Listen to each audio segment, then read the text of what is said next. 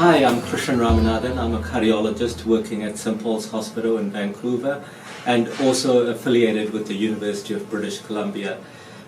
In Vancouver, we have a unique situation with South Asians, Chinese and Caucasians all living together. Therefore, we also can understand some of the differences that occur with the different ethnic groups. And our interest here at St. Paul's Hospital and at the UBC has been to look at the health of South Asians. And by South Asians, I mean people from India, Pakistan, Bangladesh, Sri Lanka, where I come from, and in fact the subcontinent of South Asia. The main cause of death in South Asians in recent times, in the past 20 years, has been heart disease.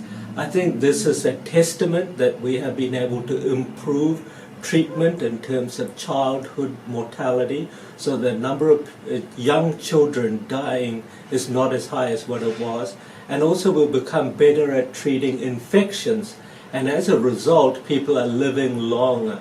But at the same time as we've made improvements in some area, in other areas such as heart disease, we've actually gotten much worse than what we used to be. There is this situation now of urbanization that's occurred in India, so people are now moving and living in cities, therefore we're not as active and we're not as eating as healthy a food as what we used to, and in generally consuming more calories or more energy than what our bodies require. And all these things contribute to getting heart disease. So although heart disease is the biggest problem that's currently facing Indians and all others in the South Asian subcontinent, in my opinion, this can be a preventable problem. Similarly, what we saw amongst Caucasians about 30 years ago, we need to follow what happened with them and implement the lessons that we learned with Caucasians into South Asia. You know, the most important thing about preventing heart disease is modifying what we call as risk factors, or the things that contribute to heart disease.